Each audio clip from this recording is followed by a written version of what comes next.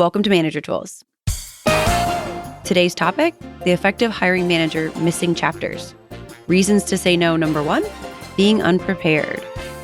The questions this cast answers are, what are good reasons to say no to a candidate? How should I handle an unprepared interviewee? And what preparation should I expect from candidates?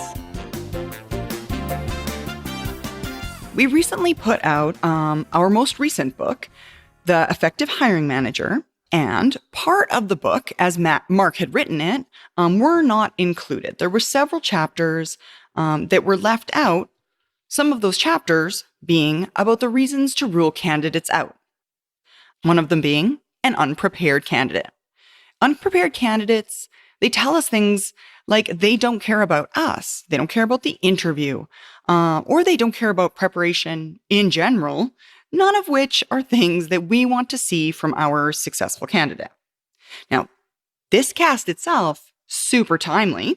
We're actually going to be in the Washington, D.C. area in just a couple of weeks with our Effective Hiring Manager Conference. So those of you that are in the area are interested in that, we will be there November 12th in D.C. Check it out online. So Kate, give us our outline. We have 4 topics today. We're going to start with you can't have it both ways. We're going to talk about a lack of self-knowledge, a lack of knowledge of the role or the organization, and a lack of knowledge of basic questions. Let's start with you can't have it both ways. Well, hold on though. This is so exciting. We're totally skipping over the coolest thing about this cast for us, which is that it's the first cast for Manager Tools that isn't recorded by at least Mark or Mike. So that's pretty exciting for us. Super exciting. And this is the first time that Kate and I have recorded together. That's also true. 2 very cool, exciting things happening today. We're the only ones who are excited about it, but I'm pretty excited. So. Other people are thinking, okay, well, that's cool, but also maybe you should talk about what you came here to talk about. And that's a good point. Really good point. Fair. All right. So as far as interviews are concerned, you can't have it both ways. You can't talk about being stressed out about interviews and then not prepared. You can't be unconcerned and then not prepare. That makes sense. You can stress and you can prepare to ameliorate that stress. But you can't stress and then not do anything by way of preparation to alleviate that. Mark said it before, right? You can be lazy as long as you're not picky. Lazy means you don't have a choice, but lazy and picky together, they do not mix. It's not a recipe for success. If you're stressed about something, of course, you would, in order to alleviate that, in order to feel better, in order to do well, right? Of course, because we assume your stress is directed at the idea that you won't do well in the interview. You need to prepare. Absolutely. There's a ton of guidance out there about interview preparation for candidates, all kinds of stuff. And if you've listened to us for a while, you know that a lot of it, maybe most of it, which doesn't belong to us, right, is really bad. There's all kinds of stuff out there. And I think we've talked about the Christmas rule before, but in interviewing, I think it's very common that we get bad guidance. And a big part of what we believe is that that's because people don't practice, they don't prepare, they do it rarely. And so they suffer from a lack of just familiarity with the process and just, you do it rarely, you're not as good as you're going to be if you have a lot of practice at it. So even though there's a lot of guidance out there, one thing that everybody talks about is how important interviews are. Yeah, absolutely. They give you ways to calm your nerves, which the Wall Street Journal just ran a big dumb article about. Yeah. Clearly, we wouldn't be calming our nerves for something trivial. Yeah. They talk about how interviews are opaque. You don't know how you did. There's no way for you to know that information. Well, no one cares about seeing into things that don't matter to them. Right. I don't need clarity in something that's immaterial to me. Right. If being opaque wouldn't be a problem if you didn't care. Right? They talk about how frustrating interviewers can be. If the interview wasn't important to the candidate, how the interviewer behaved wouldn't matter. No one would care. Right? It doesn't matter. This is unimportant to me. How they behave is irrelevant. But it's not. Yeah. It's obviously our stress level is a reflection of the seriousness, right? Absolutely. talking and talking and talking about tips and tricks and how to beat the system. Almost all of the guidance given wildly wrong. Yeah. And who's going to spend any time trying to trick a system for a reward that they don't care about? Yeah, that would be a little bit like the definition of insanity, right? Right? If there's a good reason that they're putting out all this guidance because people want to be successful. People Yeah, care. they want to be successful in interview. There wouldn't be so much space on the web given over to interviewing and the guidance unless people believe that interviews were important. It's a direct reflection of our feeling about interviewing. So even if you believe that interviews are inherently bad, and that's a good philosophical discussion, generally, I think most people would agree. We're not here to debunk that. We are here to say that you can't talk about how important they are if you're spending, or you can't say that they're not important if you're spending a bunch of time researching methods to beat them. There's a reason that people are trying to game the system. So if that's the case, what other part of our professional lives that we think of as important do we act as if we could go into unprepared? Is there anything else professionally that we believe is important that we would allow someone to be unprepared or not ready for? And of course, the answer is no. Right? We'd argue that the inevitable result of a professional thinking, this is important, in fact, actually means I have to prepare. The logic, it's inevitable. Yes, exactly. If interviews are important and the definition of importance for professionals is worthy of preparation. And I can't even imagine the amount of stress you would experience if you already felt stressed about your interviews and then you also did nothing. If for no other reason, Twice as stress. You should be preparing if for no other reason to give you something to focus on that is not your feelings of anxiousness and worry and stress about it. So the definition of importance for professionals means worthy of being prepared, worthy of preparation. Absolutely. And since that's true, a candidate's level of preparation is a reasonable estimate on the part of the interviewer of that candidate's professionalism. Absolutely. If that part of their professional development hasn't led them to this conclusion of, doing one's duty and being knowledgeable about the task at hand, if that's not there, we're in trouble. And it definitely is at Manager Tools. Yeah. And if that's important to you, your organization, then a candidate who's not prepared must be ruled out. Yes, absolutely. Basically, lack of preparation is just a bad sign.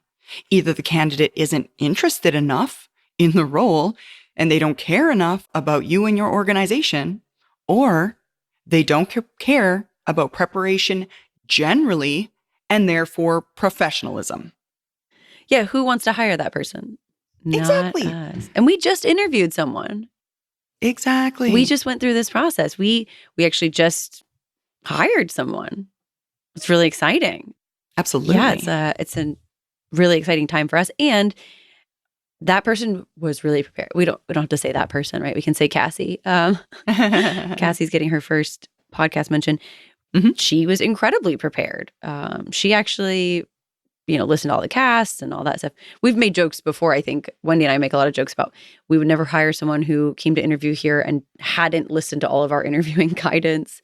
And that's a high level of preparation. I mean, it's hours of casts and, note taking and not at all. Even just getting, I think, your resume ready for us is a couple of hours. I don't know about you, but I get resumes from a lot of people who, I always feel kind of badly. It's a good acid test though, because they send you their resume and they say, "Hey, can you help me?"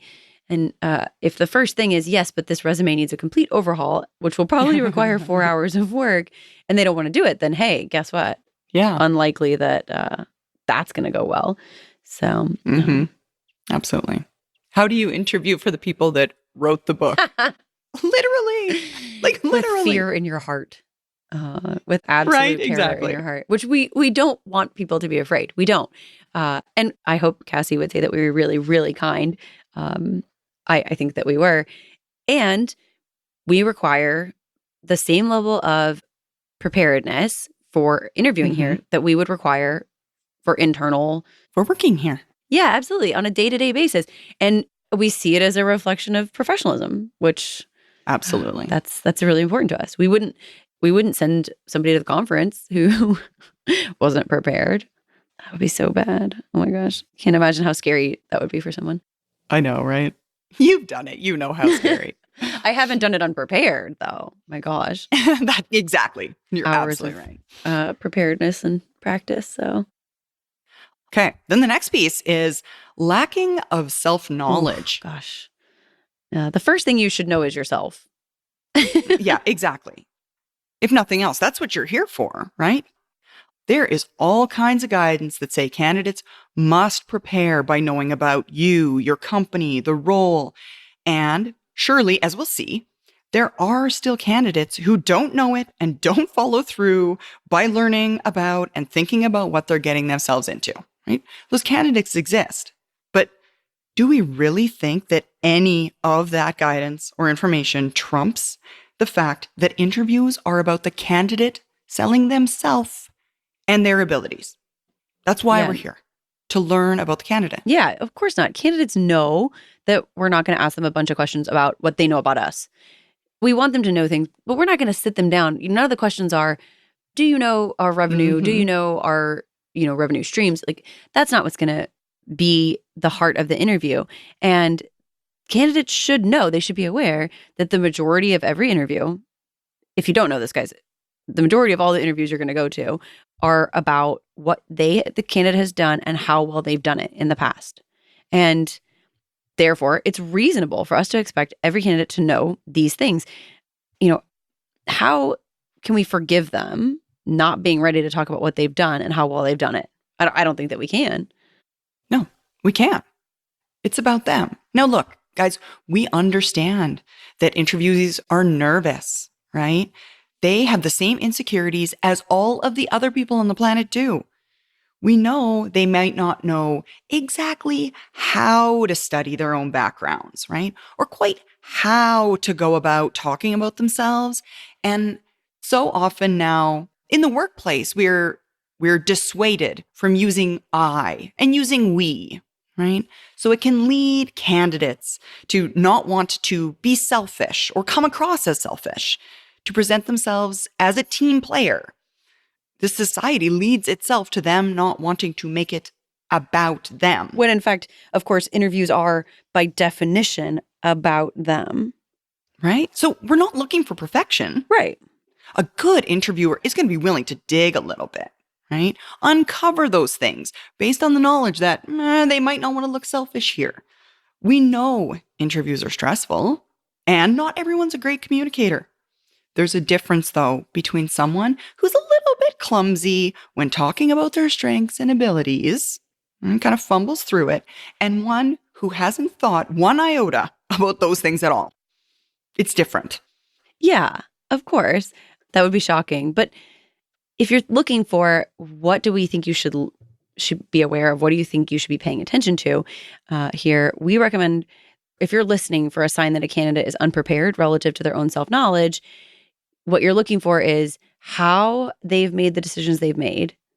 Decision making happens every day in a job. So one of the things we want to know is, do they understand how their decisions are made? Because a candidate who can't describe their analysis, their choices, their rankings of those choices, they probably won't be able to make repeatable, justifiable decisions in their work environment. That thought process, that chain of thoughts of comparing things and then analyzing and then looking at the choices and then deciding, that's going to be something they have to do every single day if they work for you.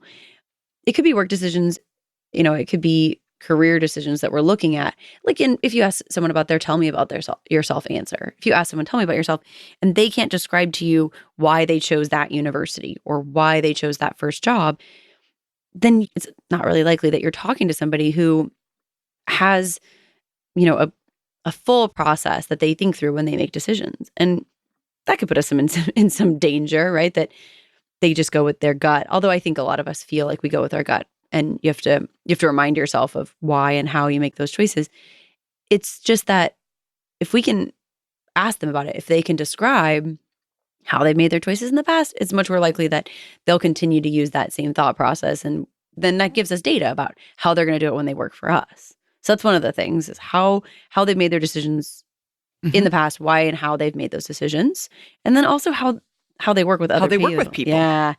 It's funny.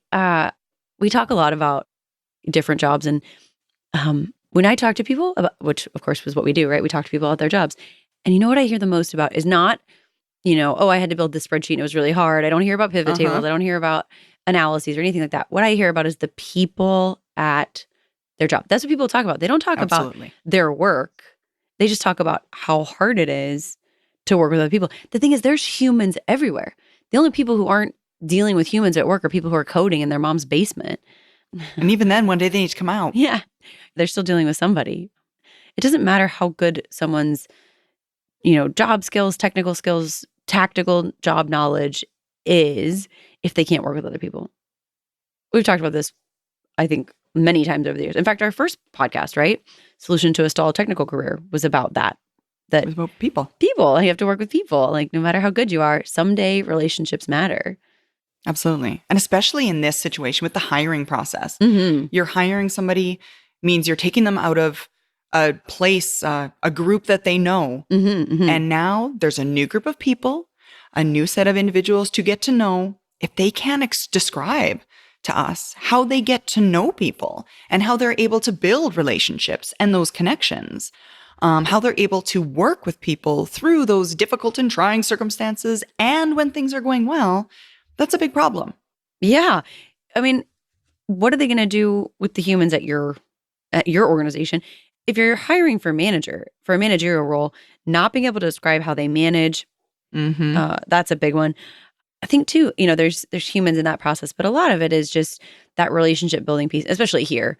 If you're hiring someone who can't describe how they work with people or how they interact, that's not a good thing. And specifically for managers, if a candidate can't describe how they manage and then give you also an example that shows, they have to be able to, it's not about, well, I think I would do it this way, or here's a really pretty fancy answer. It's about an example that they've actually done it in the past that we can walk through and say, this is how I did it. That's a big problem if they can't do that. Right? That's the thing. And it's common that people want to talk in hypotheticals. Oh gosh, it's so hard. They want so much to give you like a fancy answer. Although I think, look, if you're listening to this and you're worried as an interviewee, which is of course not the focus of this cast, but if you're worried, guys, we get it. There's a lot of bad interviews out there. There's tons of them. I've been asked, a few questions. There's a question I think classically the kind of anecdotal one is the one about like if you have a rowboat and there's people gotta cross the river. Right. The one I hear though that kills me is if you were a color, what color would you be? Oh yeah, dude. If I was a color, I would not be hiring for a job. I'd be in the hospital. I don't understand. Yeah. Like I know that's too analytical, but tell me how that gives you some insight. How that helps. Yeah. Wait. So if I was blue, I would be mean anything. Yeah. It's just not helpful in terms of predicting success. Absolutely. If I was a blue person, would I be more successful? Unlikely. The other thing here is how have they failed and recovered? Yeah. Everyone's failed. Yeah. Everyone's made mistakes many, many times over. Yeah. We're always fumbling, and making mistakes is not problematic, right? Yeah, it's fine. What's not okay, though, is not learning and growing from your failures. Absolutely. Right? Like, if you can't even describe your failures, which they don't blame on external forces, and then tell you how the next time their behaviors changed, then we cannot assume they've learned from the mistakes. Right? Making a mistake once isn't a problem. If you took the value gained from that error and you changed things and you made it better going forward, that's how we learn. Yeah. But not being self-aware enough to realize that you had mistakes or be able to explain them, that is problematic. It means you're bound to make the same errors over and over. That's not okay. No, it's not. Also, I think there's a little bit of rigidity there. I think that's how I would feel about it. If in a candidate's answer, if they didn't learn, it's almost like, what makes you believe that that's going to make you successful? Right. I mean, I guess maybe they have some data from the past that that repeating that mistake is fine. I certainly don't want to deal with them repeating the same mistake over and over again. Exactly. As a manager, I'm not really buying into that. No, it doesn't sound fun for me at all. It doesn't sound fun for me at all. Exactly.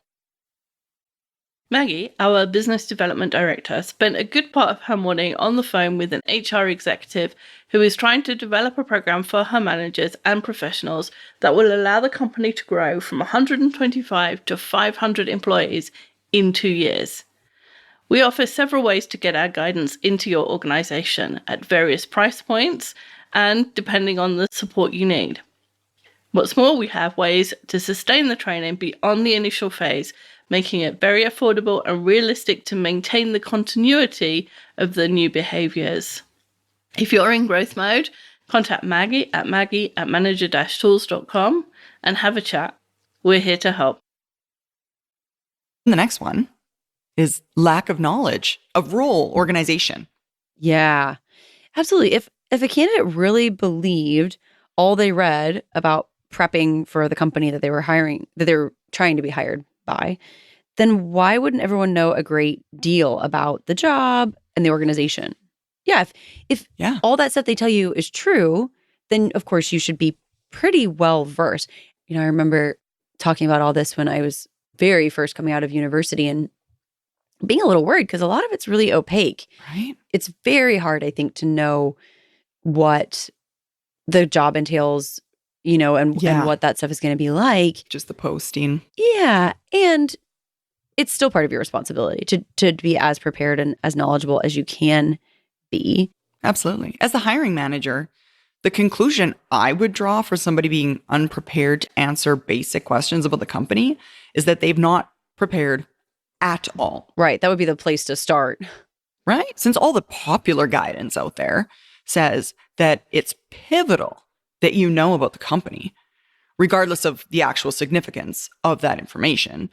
We want to see that folks have actually tuned in to popular guidance in at least an attempt to succeed.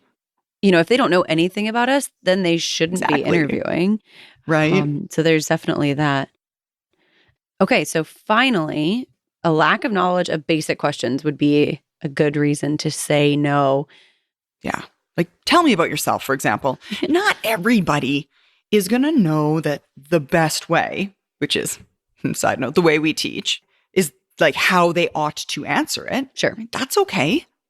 But their answer has to show some sort of preparation in the tell me about themselves answer. Yeah. Right? It can't be like hyper casual, like, oh, I wasn't expecting to talk about myself at all, right? or change repeatedly, like say things that don't actually add up. Right? Yeah. Like if they mistake it, like for example, the tell me about yourself answer as thinking that they're supposed to walk through and review their resume with you. Maybe that's okay. Mm-hmm. But it's not okay if we probe them. They give super shallow answers, right? And we can't actually figure out why and how they did what they did based on what they're telling us. Absolutely. It would be one thing for them not to know how to answer. It would be quite another if the content of their answer still shows a lack of self-knowledge. It's two separate things. It's not the texture of the answer that we're worried about. It's the content of what it reveals in terms of their decision-making process.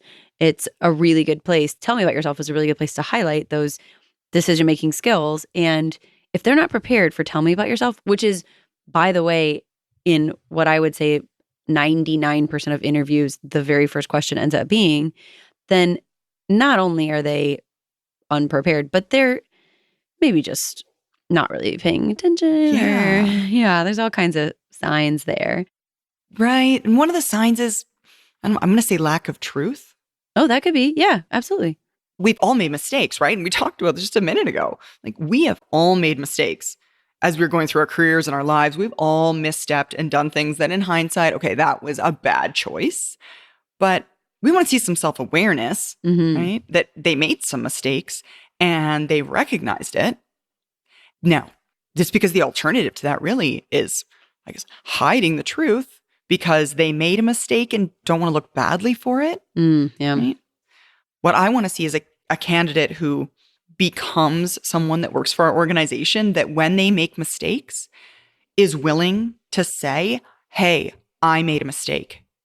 Yeah, of course. Not someone willing to sweep it under the rug to make themselves look good, right? Yeah, for sure. Agreed. We want what we see in the interview. Mm-hmm. Good. It would also be not a good sign if they weren't ready for behavioral questions.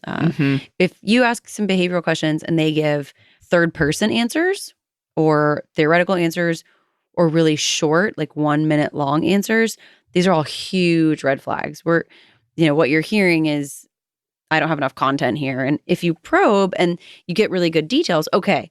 But if that's the case, you might want to coach them on giving more details in their upfront answer, because it's really hard as an interviewer to get to the meat of a question, if there is meat, especially because that first answer just doesn't give you enough to dig into, right? So yeah, you should coach them. If you hear an answer that you think is a red flag and then you probe and you find out that actually underneath it there's some really good stuff, then talk to them about that and say, I'd like to hear more of this kind of information as, the upfront answer. Exactly. That was a really great example. Yeah. That helped me understand. Exactly. Yeah, good. I'm less worried about them not knowing how to answer the question as I am them not having an answer at all. Mm-hmm. Right? It's one thing to absolutely fumble your response and not answer in a coherent and attractive, well-structured way. It's another to not have anything to say. Right. And that's the classic story about we interview someone and they sound really great, but actually they didn't say anything. It's all pretty words. So absolutely. And then strengths and weaknesses. Oh, yeah. Right? Yeah. It's a standard question. Not having a ready answer to a standard interview question that we can expect in 90% of the interviews is a sign of just embarrassing lack of preparation. Mm-hmm. Right? And on top of that, the weakness answer, well, that's really a strength. Right? Yeah. Yeah. My weakness is being a leader, right? I like to take charge of too much stuff. It makes me too busy. That's a joke. It's not truthful. Well, it's more like, too, that I hear the one a lot where people say, what's your greatest weakness? And the person says, oh, I'm just overly honest, right? That's, it's cagey. It's meant to be. It's cagey. Yeah, it's disingenuous, I guess, is the best way to put it. I'm giving you a response that I know makes me look good, which, by the way, is the point of your answers. And everyone has a weakness. So pretending that you don't have any by giving a strength. I have none. Yeah, exactly. Yeah, that shows a lack of self-awareness. And yes, exactly. An unwillingness to admit where you have room to grow, which absolutely everyone has, right? Everybody has room to grow. So absolutely. Yeah, if they say that, I don't have any weaknesses, you should run. Right? We all have them. Yeah. Not showing them is a red flag. It just is. Absolutely. Well, that's our cast. Guys, interviews are important. Importance means preparation. Whether you hear clues based on specific targets or generally see a lack of preparation, just say no, right? Mm-hmm. They're not going to be prepared for the tasks you give them at work. An unprepared candidate begets an unprepared direct. Don't expect that what you see in real life is going to look any different than what you see in the interview scenario. It's a recipe for disaster. Just say no. Awesome. Thanks, Sarah. Thanks, Kate. Folks, a special long-term licensee shout out this week to Deborah Rojas. Deborah has been with us since November of 2006. That's 13 years. It seems like in the world today, relationships get shorter and shorter, and we're just trying to say thank you to people who have been with us for this long. It means a great deal to us that you have a relationship with us that shows that we're providing you value, and we hope to continue earning your trust for years. Deborah, thank you for being with us for 13 years. Thanks for joining us this week. That's all. We'll talk to you next week.